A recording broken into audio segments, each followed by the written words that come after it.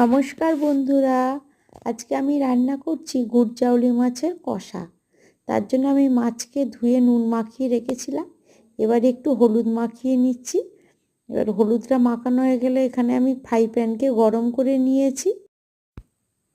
এবার তেল দিয়ে দিয়েছিলাম, একটুখানি তেল ছিল। এবারে আমি মাছগুলোকে ভেজে নেব।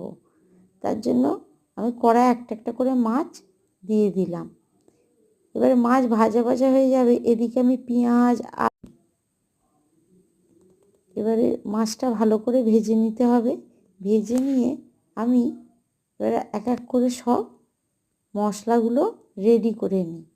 তার জন্য পেঁয়াজকে আমি দিয়ে দিয়েছি, তার সঙ্গে নুনও পরিমাণ মতো দিয়ে দিয়েছি। এবারে আমি আদা রসুনের পেস্ট করে রেখেছিলাম, সেটাও দিয়ে দিলাম। দিয়ে এবার ভালো করে মশলাটাকে কষিয়ে নিতে হবে। এক সাইডে মাছটাকে ভাজতে রেখেছি, একটু মাছটা কড়া মতো ভাজা হবে, সেই কারণেই আমি এক সাইডে মাছটাকে ভাজতে দিয়েছি আর এক সাইডে মশলাটাকে কষিয়ে নিচ্ছি। 2 চামচ লঙ্কার গুঁড়ো, 1 চামচ হলুদ গুঁড়ো, 1 চামচ কাশ্মীরি লঙ্কার গুঁড়ো দিয়ে দিলাম। দিয়ে এবারে মশলাটাকে একটু ভালো করে নাড়িয়ে চাড়িয়ে নেব।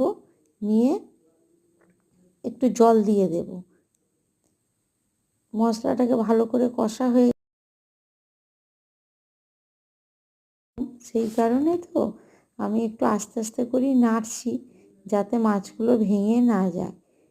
এবারে আমি এতে পরিমাণ মতো, খুব কম কষা যেহেতু, খুব কম পরিমাণ জল দিয়ে দিলাম।